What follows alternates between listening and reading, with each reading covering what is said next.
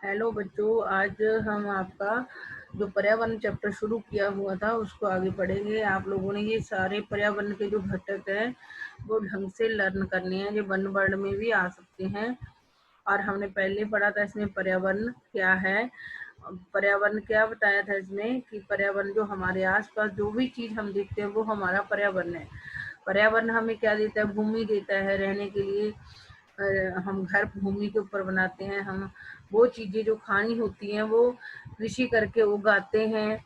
और जल भी हमें पर्यावरण से मिलता है। और हवा के अंदर जो ऑक्सीजन है सांस लेने के लिए वो भी हमें पर्यावरण देता है।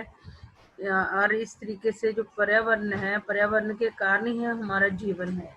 और लेकिन मनुष्य कुछ ऐसे काम कर रहा है अपनी जरूरतों को पूरा करने के लिए जिससे पर्यावरण को नुकसान हो रहा है। और वो जैसे इसने गाड़ियां बना दी हैं जिनमें से धुआं निकलता है और हवा प्रदूषित होती है और पर्यावरण भी प्रदूषित होता है। और जल को भी कुछ ऐसे वो है काम है इसके जिससे जल को भी गंदा कर रहा है ये। और भूमि के ऊपर उद्योग लगाकर कुछ ऐसा खतरनाक मटेरियल जो उद्योगों से निकलता है जो वो भूमि पे डाल देता है जिससे मृदा का प्रदूषण हो रहा है। मृदा खराब हो रही है, मिट्टी खराब हो रही है जिससे वो अनुपजाऊ होती जा रही है। और हमने पर्यावरण के घटक पढ़े थे। पर्यावरण के प्राकृतिक घटक 4 हैं। ये स्थल मंडल है, वायुमंडल है, जल मंडल और संजीव मंडल पढ़ा था। मानव निर्मित कौन कौन से घटक है पर्यावरण के? इमारतें, पार्क, पुल, सड़क, स्मारक, उद्योग। ये आपने ढंग से याद करना है। इमारतें, पार्क, पुल, सड़क, स्मारक, उद्योग। तो इसके हैं प्राकृतिक वाले स्थल मंडल, वायुमंडल, जल मंडल और संजीव मंडल। ये प्राकृतिक घटक हैं। ये पर्यावरण के मानव निर्मित घटक हैं। और ये है मानव घटक है। जो एक व्यक्ति होता है फिर परिवार बन जाता है, पूरा पूरा समुदाय बन जाता है, फिर उसकी जरूरत समुदाय की जरूरतों के लिए धार्मिक स्थल बनते हैं, विद्यालय बनाए जाते हैं, मार्केटें बनती हैं, आर्थिक क्रिया करता है जब मनुष्य। और फिर इतनी बड़ा जब सिस्टम हो जाता है तो उसको चलाने के लिए सरकार बनती है, जो राजनीतिक स्थिति हो जाती है देश की। आगे हम चलते हैं। हमने इसमें मतलब जीवीय और अजीवीय भी पढ़ा था। इसके ऊपर पर्यावरण में रहने वाले जीवीय क्या है? संजीव प्राणियों का संसार होता है। जीवीय संजीव प्राणियों का जो जिंदा रहते हैं, जो बढ़ते फूलते हैं। जीवीय वो होता है संजीव प्राणियों का संसार। जीवीय संजीव प्राणियों का संसार मैंने पहले भी बताया था। पादप पौधे होते हैं और जंतु। अजीविया होता है निर्जीव, जिनमें जान नहीं होती, उन वस्तुओं का संसार या पदार्थों का संसार। जैसे स्थल जिसपे आप भूमि पे रहते हो। आगे बढ़ते हैं। अब जो प्राकृतिक घटक है ना पर्यावरण के वो पढ़ेंगे हम। भूमि, जल। प्राकृतिक घटक क्या है? भूमि भी तो पहले ही थी, बनी बनाई है, मनुष्य ने तो नहीं बनाई। भूमि, जल, वायु, पेड़ पौधे, जीव जंतु मिलकर प्राकृतिक पर्यावरण बनता है। आपने ये सारी चीजें, पांचों चीजें, भूमि ये याद करनी है। ये पांचों चीजें की मिलकर क्या बनाती हैं? प्राकृतिक पर्यावरण। भूमि, जल, वायु, पेड़ पौधे, जीव जंतु सभी मिलकर प्राकृतिक पर्यावरण बनाते हैं। और जो प्राकृतिक ये शब्द है ये कहाँ से आया है? पर्यावरण, प्राकृतिक पर्यावरण। इंग्लिश में पर्यावरण को हम क्या कहते हैं? पर्यावरण कौन सी भाषा का शब्द है पर्यावरण? वैसे तो हिंदी में हम पर्यावरण कहते हैं, इंग्लिश को इसको बोल देते हैं एनवायरनमेंट। और इस शब्द की उत्पत्ति कहाँ से हुई है? फ्रेंच शब्द एनवायरोनेट से। पर्यावरण को इंग्लिश में हम एनवायरनमेंट बोल देते हैं। और लेकिन ये जो एनवायरनमेंट है वो फ्रेंच शब्द एनवायरोनेट से बना है। तो ये आपको पता होना चाहिए भी फ्रेंच भाषा के कौन से शब्द से एनवायरनमेंट और पर्यावरण बने हैं। और एनवायरोनेट का मतलब क्या होता है? एनवायरोनेट का मतलब होता है पड़ोस। ये चीजें याद करनी है। पर्यावरण, पर्यावरण का मतलब इंग्लिश में इसको एनवायरनमेंट। एनवायरनमेंट किससे बना है? फ्रेंच शब्द एनवायरोनेट से। और एनवायरोनेट का मतलब होता है पड़ोस। और 5 भूमि, जल, वायु, पेड़ पौधे, जीव जंतु से मिलकर क्या बनता है? हमारा प्राकृतिक पर्यावरण बनता है। अगर क्वेश्चन आ जाए प्राकृतिक पर्यावरण किससे बनता है, तो हम बताएंगे कि 5 चीजों से मिलकर प्राकृतिक पर्यावरण बनता है। स्थलमंडल, जलमंडल, वायुमंडल और जैव मंडल से आप परिचित हो। जो प्राकृतिक पर्यावरण का जो घटक है, प्राकृतिक घटक है पर्यावरण के, उसके हिस्से स्थलमंडल, जलमंडल, वायुमंडल, जैवमंडल। आपकी जो वर्कशीट्स आ रही हैं वो भी आ चुकी है, स्थलमंडल की भी आ चुकी है, जलमंडल की भी आ चुकी है। तो इसमें आपकी वर्कशीट भी कंप्लीट हो जाएंगी।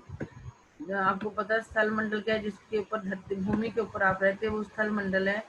जिस जगह जहाँ जहाँ नदियाँ, समुंदर, झरने वगैरह मिलकर जलमंडल बनाते हैं, और यहाँ पर हवा है और हवा के अंदर कई गैसें हैं, उनसे मिलकर वायुमंडल बना है। जैव मंडल जिसमें जिंदा मनुष्य, जानवर, पेड़ पौधे होते हैं वो जैव मंडल है।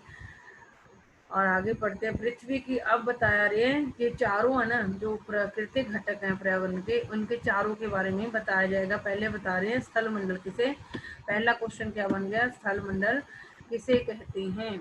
ये आप कॉपी में भी लिख लेना, आपकी बुक रख लिया करो जब आप पढ़ते हो। तो पर जो पृथ्वी की ठोस परपटी या कठोर ऊपरी परत को स्थल मंडल कहते हैं। जिसके ऊपर भूमि के ऊपर आप रहते हो, जो उसकी ऊपर वाली परत है वो ठोस है। हमें अगर खोदना भी होता है तो बहुत मतलब जोर लगाकर खोदते हैं, तो वो ठोस है और कठोर है, सख्त भी है। तो पृथ्वी की ठोस परपटी या कठोर ऊपरी परत को स्थल मंडल कहते हैं। और ये जो ठोस परपटी या कठोर ऊपरी परत है जिसको हम स्थल मंडल कहते हैं, वो चट्टानों और खनिजों से बना होता है। ये भी आपने याद रखना है कि स्थल मंडल किससे बना होता है, चट्टानों और खनिजों से। एवं मिट्टी, इसके ऊपर छोटी एक परत होती है, पतली सी मिट्टी की परत से ये स्थलमंडल ढका हुआ होता है। ये स्थलमंडल पृथ्वी की ठोस परपटी या कठोर ऊपरी परत को स्थलमंडल कहते हैं। ये चट्टानों और खनिजों से बना होता है और मिट्टी की पतली परत से ढका हुआ होता है स्थलमंडल। स्थलमंडल पृथ्वी की ठोस परपटी या कठोर ऊपरी परत को स्थलमंडल कहते हैं। ये चट्टानों खनिजों से बना होता है, मिट्टी की पतली परत से ढका हुआ होता है। पहाड़, पठार, मैदान, घाटी आदि जैसी विभिन्न स्थलाकृतियां वाला विश्व धरातल होता है। मतलब ये जो स्थल मंडल होता है, स्थल मंडल में क्या होते हैं, पहाड़ होते हैं, पठार होते हैं, मैदान एरिया जैसा हमारा है मैदानी एरिया, घाटियां होती हैं, जैसी विभिन्न स्थलाकृतियां वाला विश्व धरातल होता है। ये स्थलाकृतियां महाद्वीपों के अलावा महासागर की सतह पर भी पाई जाती हैं। ये जो अलग अलग पहाड़, पठार, मैदान, घाटी हैं, ये महाद्वीपों के अलावा महासागर की सतह पर भी पाई जाती हैं। तो याद रखना, मतलब जो ये स्थल मंडल होता ओनली ये महाद्वीप में नहीं पाया जाता, ये महासागरों में भी पाया जाता है। आगे पढ़ते हैं। स्थल मंडल वह क्षेत्र है जो हमें वन, कृषि एवं मानव बस्तियों के लिए भूमि, पशुओं को चरने के लिए घास स्थल प्रदान करता है। भूमि के ऊपर ही तो आप कृषि करते हो, खेती करते हो। तो स्थल मंडल क्या कौन सा क्षेत्र है जिसमें हम कृषि करते हैं, कृषि करके हम सब्जियां, फल, अनाज उगाते हैं अपने खाने के लिए। और कुछ खाली जगह होती है जो फालतू पड़ी होती है, उसमें पेड़ पौधे उगाते हैं, उनको आप फॉरेस्ट कहते हो इंग्लिश में, वैसे वन होते हैं। और मानव बस्तियों के लिए, मतलब जो हम लोग हैं, हम बस्तियां बनाकर रहते हैं, मानव हैं हम, तो भूमि पर ही बस्ती बनती है ना। तो और पशु होते हैं, पशुओं का हम दूध पीते हैं, अंडा पशुओं से मिलता है, मांस मीट हमें मिलता है। तो उन पशुओं को भी कुछ खाने के लिए चाहिए, तो पशुओं के लिए वो घास चाहिए होती है। तो पशुओं को चरने के लिए जो घास होती है वो भी भूमि पर ही उगाया जाता है। इसलिए ये भूमि हमारे जो स्थल मंडल है ये हमारी बहुत सहायता करता है। यह खनिज संपदा का भी एक स्रोत है। और पृथ्वी भूमि के नीचे ही खनिज पाए जाते हैं, मिनरल्स पाए जाते हैं। ये बड़े खनिज संपदा भी हमें इसी से मिलती है। तो क्या है, पहले तो प्राकृतिक पर्यावरण, भूमि, जल, वायु, पेड़ पौधे में जीव जंतु मिलकर प्राकृतिक पर्यावरण बनाते हैं। आपको पर्यावरण का मीनिंग, पर्यावरण को इंग्लिश में एनवायरनमेंट फ्रेंच शब्द से बना है। जो एनवायरनमेंट है, एनवायरोनेर फ्रेंच शब्द है और इसका अर्थ होता है पड़ोस। और जो हमारा स्थल मंडल है उसको पृथ्वी की ठोस परपटी या कठोर ऊपरी परत को स्थल मंडल कहते हैं। ये सबने याद करना है। ये चट्टानों और खनिजों से बना होता है, मिट्टी की पतली परत से ढका हुआ होता है। और इसमें क्या होते हैं, स्थल मंडल पर पहाड़, पठार, मैदान, घाटी आदि जैसी विभिन्न स्थलाकृतियां बनी होती हैं स्थल मंडल के ऊपर। ये जो स्थलाकृतियां होती हैं ये ओनली महाद्वीपों में नहीं होती, ये महासागरों में भी पाई जाती हैं। हमें स्थल मंडल क्या देता है, स्थल मंडल से वो क्षेत्र होता है जैसा जहाँ पर हमें वन मिलते हैं। वनों से हमें बहुत सारे लोग हैं जो वनों पर निर्भर हैं और अपना जीवन वनों के सहारे बिताते हैं।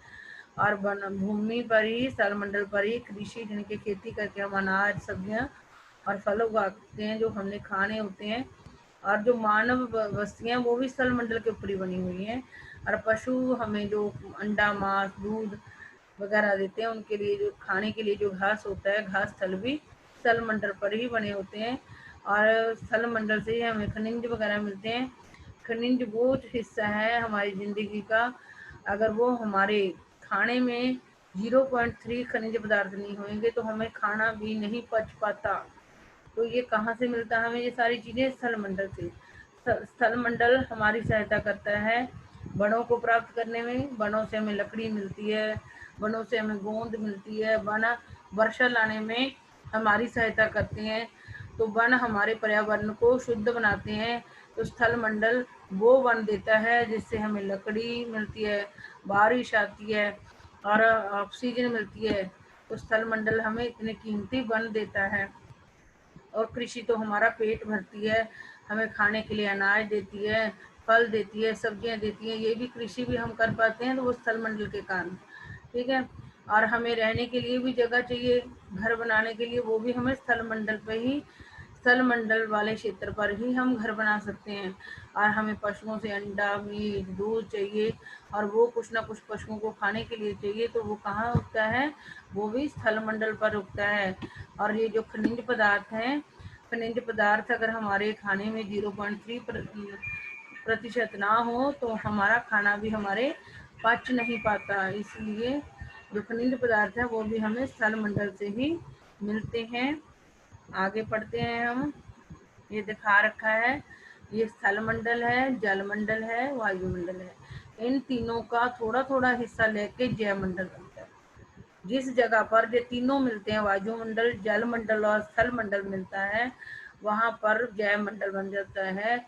मतलब वहां जहाँ पर हवा होती है ऑक्सीजन वाली, यहाँ पर जो पीने का पानी होता है, जहाँ रहने के लिए भूमि होती है, यहाँ पर ये तीनों चीजें वायुमंडल, जलमंडल और स्थल मंडल पाए जाते हैं, वहाँ जीवित रहने वाले जानवर, मनुष्य और पेड़ पौधे पाए जाते हैं।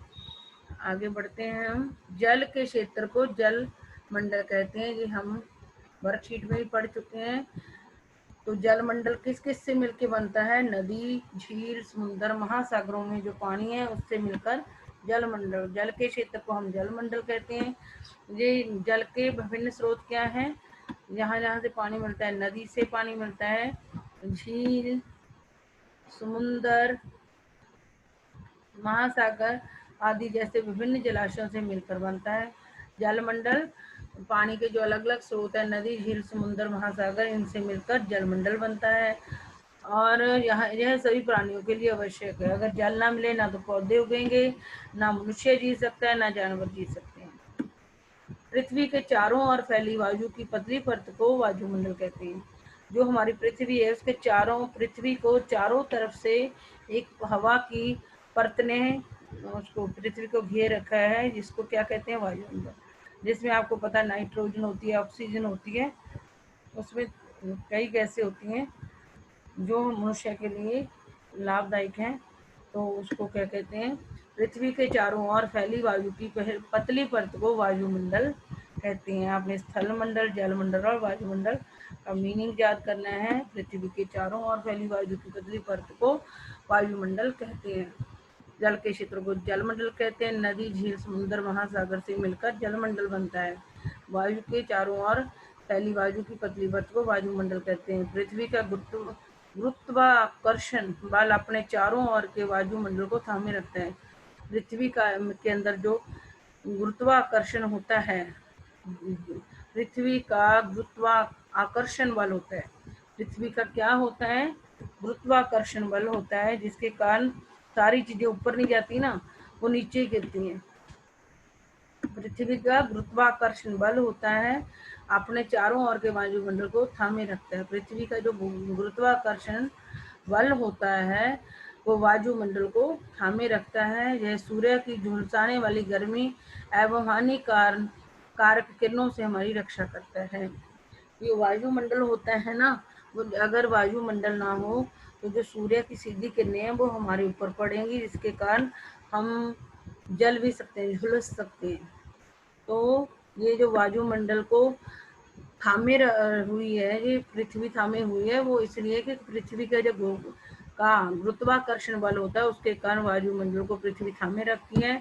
और वायुमंडल के कारण ही सूर्य की जो किरणें हैं वो सीधी हमारे तक नहीं पहुंचती, जो कि गर्म होती है ज़्यादा और हानिकारक भी होती हैं। अगर ये वायुमंडल ना होता तो हमें सूर्य की किरणें झुलसा देती, मतलब हम झुलस जाते, जल भी सकते थे।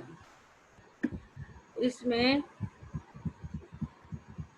कई प्रकार की गैस, धूल कण एवं जल वाष्प उपस्थित रहते हैं। वायुमंडल में परिवर्तन होने से मौसम एवं जलवायु में परिवर्तन होता है। तो उसके अंदर क्या क्या होता है?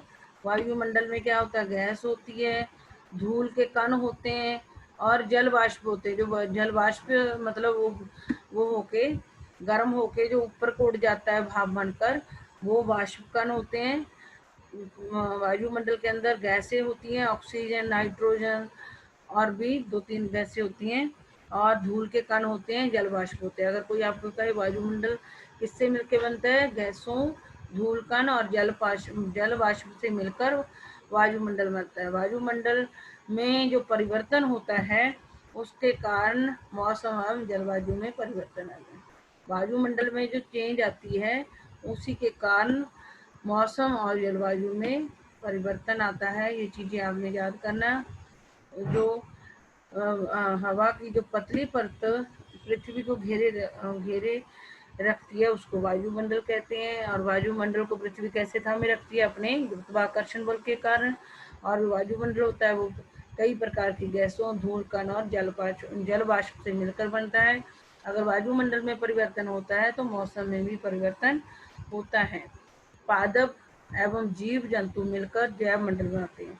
पादप का मतलब पौधे एवं जीव जंतु यानी कि जानवर और मनुष्य मिलकर क्या बनाते हैं? जैव मंडल बनाते हैं, जहाँ संजीव संसार का निर्माण। संजीव संसार का मतलब भी जीवीय जैव मंडल, और संजीव संसार का मतलब होता है पाए जाने वाले पेड़ पौधे, जानवर और मनुष्यों से। यह पृथ्वी का वह संकीर्ण क्षेत्र है जहाँ स्थल, जल एवं वायु मिलकर जीवन संभव बनाते हैं। तो जैव मंडल क्या है? जैव मंडल भी यह पृथ्वी का वह संकीर्ण क्षेत्र है यहाँ स्थल, जल और वायु, मैंने ऊपर भी दिखाया था चित्र में, इस जगह पे स्थल, जल और वायु मिल जाते हैं, वहाँ क्या बन जाता है? जैव मंडल। इस जगह पर पृथ्वी पर जहाँ पर जल, स्थल और वायु मिल जाते हैं उसको जैव मंडल कहते हैं। जैव मंडल में पौधे होते हैं, पादप, जीव जंतु मिलकर जैव मंडल, संजीव संसार का निर्माण करते हैं। परितंत्र देखते हैं क्या है। परितंत्र क्या है वो पढ़ेंगे अब। परितंत्र वह तंत्र जिसमें समस्त जीवधारी आपस में एक दूसरे के साथ तथा पर्यावरण के उन भौतिक एवं रासायनिक कारकों के साथ परस्पर क्रिया करते हैं जिसमें वे निवास करते हैं। यह सब ऊर्जा और पदार्थ के स्थानांतरण द्वारा संबंध है। परितंत्र वह तंत्र जिसमें समस्त जीवधारी मतलब पेड़ पौधे, पशु, जानवर और मनुष्य रहते हैं। वह तंत्र जिसमें समस्त जीवधारी आपस में एक दूसरे के साथ क्रिया करते हैं। जैसे हम पौधे भी जीवधारी हैं। पौधों से हम खाने पीने का लेते हैं और पौधों को बढ़ने के लिए हम उनको पानी वगैरह प्रोवाइड करते हैं। तो ये हमारी पौधों की जानवरों और मनुष्य जानवरों पौधों के साथ क्या करता है? क्रिया करता है। तो इस तरीके से वह तंत्र जिसमें स्वस्थ जीवधारी आपस में एक दूसरे के साथ तथा पर्यावरण के उन भौतिक एवं रासायनिक कारकों के साथ परस्पर क्रिया करते हैं जिसमें वे निवास करते हैं। मतलब वो आपस में भी क्रिया करते हैं, पेड़ पौधे, जानवर, मनुष्य, और जो पर्यावरण के अंदर भौतिक और रासायनिक कारक हैं उनके साथ भी वो क्रिया करते हैं। जितने भी वह तंत्र है जिसमें स्वस्थ जीवधारी यानी कि सारे जीवधारी आपस में भी करते हैं, एक दूसरे के साथ भी क्रिया करते हैं, तथा पर्यावरण के जो भौतिक और रासायनिक कारक होते हैं उनके साथ भी वो परस्पर क्रिया करते हैं। उसी को परितंत्र बोलते हैं। मतलब जिसमें वो रहते हैं, पर्यावरण जिसमें पर्यावरण के उन भौतिक एवं रासायनिक कारकों के साथ परस्पर क्रिया करते हैं जिसमें वे निवास करते हैं। ये सब ऊर्जा और पदार्थ के स्थानांतरण द्वारा संबंध है। ये सब ऊर्जा और पदार्थ के स्थानांतरण द्वारा संबंध है। मतलब कि हम पौधों से जो सामान लेते हैं उसी से हमें ऊर्जा मिलती है। तो ये वह तंत्र जिसमें स्वस्थ जीवधारी आपस में एक दूसरे के साथ तथा पर्यावरण के उन भौतिक एवं रासायनिक कारकों के साथ परस्पर क्रिया करते हैं जिसमें निवास करते हैं, इसको लर्न कर लेना। ये सब ऊर्जा और पदार्थ के स्थानांतरण द्वारा संबंध है। वो एक दूसरे से ऊर्जा लेते हैं और एक जगह से दूसरी जगह ऊर्जा जाती रहती है, ये उससे संबंधित है परितंत्र। किरण और परितंत्र यहाँ पे बताया है। परितंत्र क्या है, ये क्वेश्चन आ सकता है, चाहे वो बॉक्स वाला कर लेना, जो भी आपको इजी लगे। रवि की कक्षा के एक एनसीसी कैंप में जैसी ने आश्चर्य से कहा, कितनी मूसलाधार वर्षा हो रही है, इससे मुझे अपना केरल याद आ गया। तुम सबको आकर देखना चाहिए कि कैसे हरे भरे खेतों एवं नारियल के बगानों में लगातार बारिश होती रहती है। मतलब रवि की कक्षा में एनसीसी कैंप लगते हैं स्कूलों में, वो लगा होगा। तो जैसी ने उस टाइम आश्चर्य से कहा कि कितनी तेज बारिश हो रही है, इससे मुझे केरल में भी ज़्यादा बारिश होती है क्योंकि सबसे पहले मानसून को अपने केरल में पहुंचती है। वो कह रही बारिश तेज को देख के मुझे अपना केरल याद आ गया। जैसी कहती तो उन सबको आकर देखना चाहिए कि कैसे हरे भरे खेतों एवं नारियल के बगानों में लगातार बारिश होती रहती है।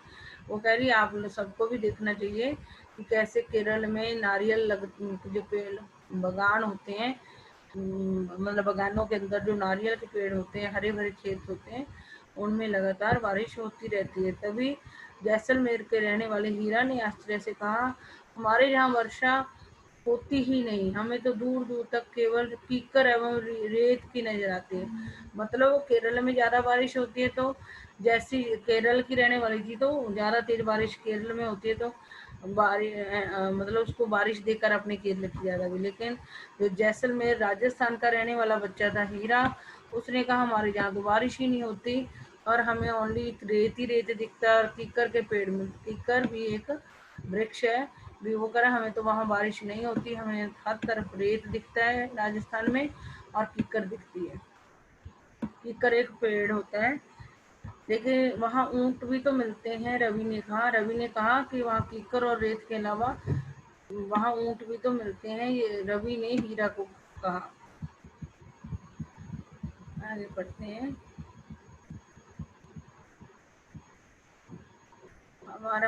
हीरा ने कहा ऊंट तो मिलेंगे ही, जब तुम हमारे रेगिस्तान आओगे तो तुम्हें सांप, छिपकली एवं अनेक कीट भी देखने को मिलेंगे। हीरा ने कहा हाँ, ऊंट तो मिलते ही हैं, जब तुम हमारे रेगिस्तान यानी कि राजस्थान में आओगे तो मैं तुम्हें सांप, छिपकली और अनेक कीट भी दिखाऊंगा। वो कह रहा है राजस्थान में भी, रेगिस्तान में सांप, छिपकली और कीट भी ऊंट के अलावा पाए जाते हैं। उसने ये भी बताया कि हमारे वहाँ रेत और कीकर के पेड़ ही दिखाई देते हैं। रवि हैरत में पड़ गया। विभिन्न स्थानों पर पाए जाने वाले जीव जंतु, वनस्पति एवं लोगों के रहन सहन के तरीके इतने भिन्न क्यों होते हैं। तो रवि ये हैरान हो जाता है, हैरानी में पड़ जाता है कि अलग अलग एरिया में, मतलब जो हमारे इंडिया का जैसे केरल अलग है, बिल्कुल नीचे चला जाता है भारत के, और राजस्थान पश्चिमी साइड आ जाता है। तो उन केरल वाले बच्चे और राजस्थान के बच्चे की बात सुनकर रवि को हैरानी होती है। वो कहता है कि हर स्थान के ऊपर जो पेड़ पौधे और जीव जंतु है वो अलग अलग क्यों पाए जाते हैं, क्या सभी का एक दूसरे के साथ कोई संबंध है। बिल्कुल बहुत संबंध है, शिक्षक ने कहा। क्योंकि एनसीसी जो कैंप लगता है उसमें वो क्या होता है, वहाँ शिक्षक भी होते हैं। जब कैंप स्कूल में लगता है तो बच्चों के पास शिक्षक भी होते हैं जो उनको गाइड करते हैं। तो जब उसने रवि ने हीरा और जैसी की बात सुनकर कहा कि अलग हर जगह अलग अलग तरीके के पेड़ पौधे जीव जंतु होते हैं, तो क्या इनके अंदर कोई संबंध होता है एक दूसरे? तो शिक्षक ने कहा हाँ बिल्कुल संबंध होता है। सभी पेड़ पौधे जीव जंतु एवं मानव अपने आसपास के पर्यावरण पर आश्रित होते हैं। तो शिक्षक ने क्या कहा, सभी पेड़ पौधे जीव जंतु एवं मानव अपने आसपास के पर्यावरण पर आश्रित होते हैं। जो हमारा पर्यावरण होता है वो हमारे आसपास की सारी चीजें होती है, और मनुष्य अपने आसपास पाई जाने वाली हर चीज के ऊपर निर्भर करता है। प्राय वे एक दूसरे पर ही भी आश्रित होते हैं। मनुष्य ही अपने आसपास के पर्यावरण पर आश्रित नहीं होता, लेकिन मनुष्य के आसपास पाई जाने वाली चीजें भी मनुष्य पर आश्रित होती हैं, यानी कि निर्भर होती हैं। जीवधारियों का आपसी एवं अपने आसपास के पर्यावरण के बीच का संबंध ही पारितंत्र का निर्माण करता है। यही कर लेना, ये आसान रहेगा। जीवधारियों का आपसी, ये जो आया ना पारितंत्र किसे कहते हैं, ये याद कर लेना आप लोग। वो ऊपर वाला आपके लिए मुश्किल हो सकता है, ये याद हो सकता है। जीवधारियों का आपसी एवं अपने आसपास के पर्यावरण के बीच का संबंध ही पारितंत्र का निर्माण करता है। ये आप ये याद कर लेना। जीवधारियों का आपसी एवं अपने आसपास के पर्यावरण के साथ का संबंध ही परितंत्र कहलाता है। और आप परितंत्र किसे कहते हैं, इसको मीनिंग यही वाला करोगे, ये आसान है। ठीक है, आप सब इसको याद करोगे मीनिंग को। अधिक वर्षा वाले वन, घासस्थल, रेगिस्तान, पर्वत, झील, नदी, महासागर एवं छोटे से ताल का भी एक परितंत्र हो सकता है। अधिक वर्षा वाले वन, जहाँ जो वो वन, जो फॉरेस्ट जहाँ ज्यादा बारिश होती है, घास स्थल, रेगिस्तान, पर्वत, झील, नदी, महासागर एवं छोटे से ताल का भी एक परितंत्र हो सकता है। जितनी भी हमारे आसपास चीजें होती हैं उनका सबका एक परितंत्र होता है। क्या आपको लगता है कि जिस पार्क में रवि एवं उसके मित्र खेलते थे वह भी एक परितंत्र बनाता है? यस, क्योंकि जो बच्चे थे, रवि था या उसके दोस्त थे, वो क्या करते थे, वहाँ उनकी जरूरत पूरी होती थी खेलने की, इसलिए जो खेल का मैदान था वो भी परितंत्र था। और आज हम इतना ही पढ़ेंगे और कल आगे का चैप्टर पढ़ेंगे। और सारे बच्चे इस वीडियो को ढंग से देख लेना ताकि आपकी तैयारी हो सके यूटी की सेटिंग की।